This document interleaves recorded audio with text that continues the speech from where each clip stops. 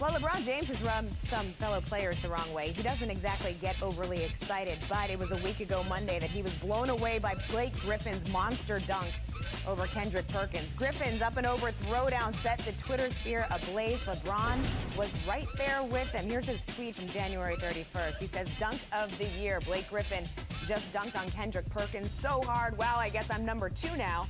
Move over number 6. So you knew it would happen. In response to that tweet, Kendrick Perkins told Yahoo Sports, "You don't see Kobe tweeting. You don't see Michael Jordan tweeting. If you're an elite player, plays like that don't excite you. At the end of the day, the guys who are playing for the right reasons, who are trying to win championships, are not worrying about one play. They also are not tweeting about themselves, talking about going down to number 2. I just feel is always looking for attention, and he wants the world to like him."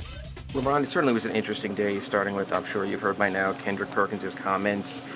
Did that bother you, how you were just being social media, Twitter, fun, and it sort of turned into a controversy today about you sort of calling him out and not being professional? I'm sure you heard this stuff by now. Does that bother you, his response? No, it doesn't bother me. I mean, for me, social media and Twitter is all about connecting with your fans. And from day one, that's why I got on Twitter, to connect with my fans, be able to talk to them, and throughout the day be able to connect with them. I would never apologize for anything like that when I'm connecting with my fans. I feel like I never called it.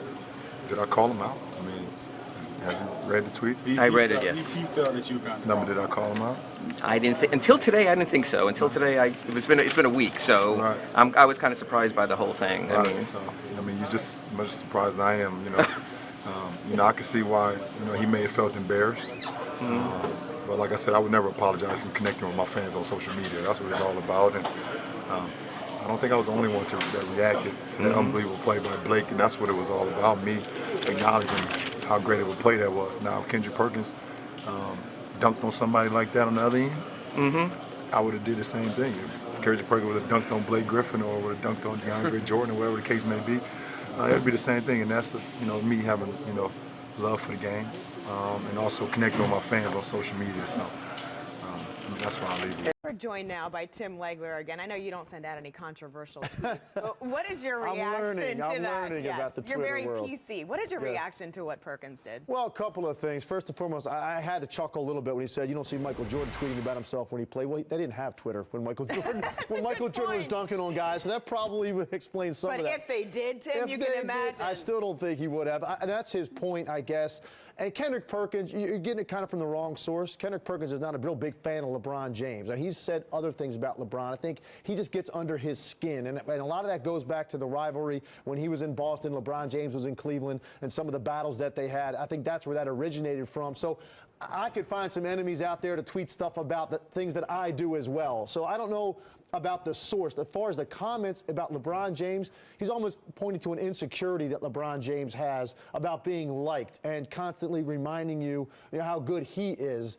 LeBron James, I think, is a guy that is really heavily involved in the social media. He's a different personality than what we've come to know about some of the guys that we've referred to as, assassins, cold-blooded guys that are all about one thing, the competitive will to win.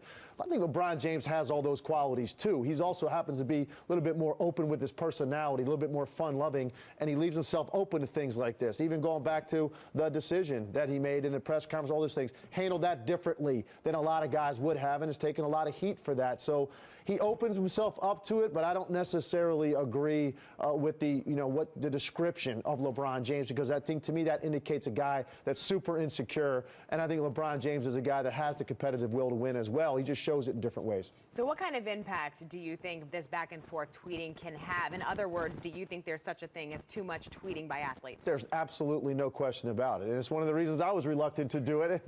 They wanted us to do it here, and I do it now. And you learn pretty quickly that, it's not the best thing always to have something at your disposal where you can put out every thought that pops in your head. It's a dangerous thing, and if you're not smart about how you use it. I thought that was a pretty innocuous tweet by LeBron, because to me, he was just giving a guy credit for his dunk. And it just happened the night before LeBron James jumped over somebody, and the world was abuzz about that. And now he was saying, hey, I'll take a back seat. That was the best dunk of the year. And I thought he was actually trying to be congratulatory and praising Blake Griffin, so I didn't really take it that way.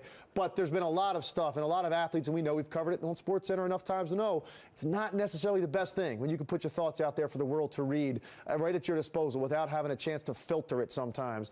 And I think that's what athletes need to be more aware of. Well, the truth is it's not going anywhere. You're right. They got to be more aware of it. If Jordan did have a Twitter account, I think we would see a lot of it would have been pretty sweet, I got to admit. I'd be a follower. Yes, definitely. me too.